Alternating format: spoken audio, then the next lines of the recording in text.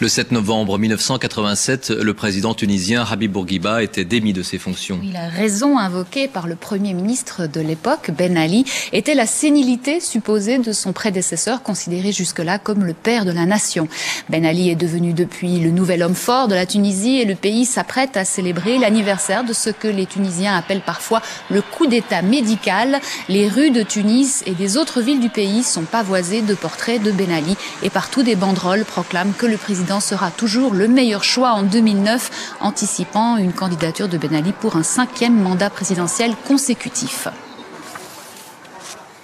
Cet anniversaire est aussi l'occasion de se pencher sur la liberté d'expression qui en Tunisie est un droit souvent bafoué. Ainsi, l'avocat et défenseur des droits humains Mohamed Abou vient de passer 2 ans et demi en prison pour avoir comparé la torture subie par les prisonniers tunisiens à celle infligée à Abu Ghraib en Irak. Il est sorti de prison il y a 3 mois. Notre envoyé spécial Fleur Ducé l'a rencontré.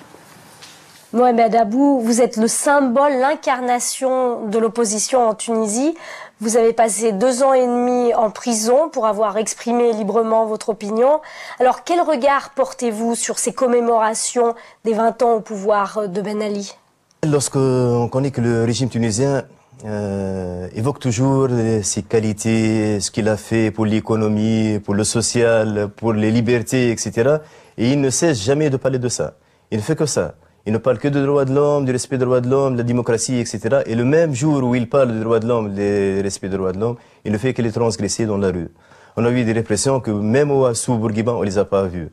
Et depuis, ça continue. Donc c'est presque 19 ans ou 20 ans de dictature plus forte, une dictature plus forte que la dictature de Bourguiba. Et voilà, nous sommes là.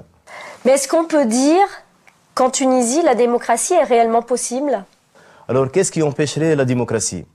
Certains journalistes, maintenant, essayant de protéger le régime tunisien, disent qu'on a peur de la démocratie, ça peut entraîner des troubles de l'ordre. Ce n'est pas vrai. Ce qui se passe ici en Tunisie, c'est la fermeture.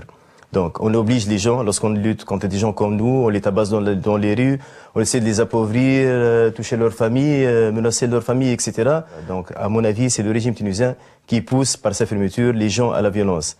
Mais si un jour il y aura une démocratie en Tunisie, et je pense que c'est une chose possible, jamais l'ordre en Tunisie ne sera troublé en quelque sorte. Si vous aviez un message d'avenir pour votre pays, ce serait lequel? Moi, je suis vraiment très optimiste, malgré la prison, même lorsque j'étais en prison, pour une simple raison.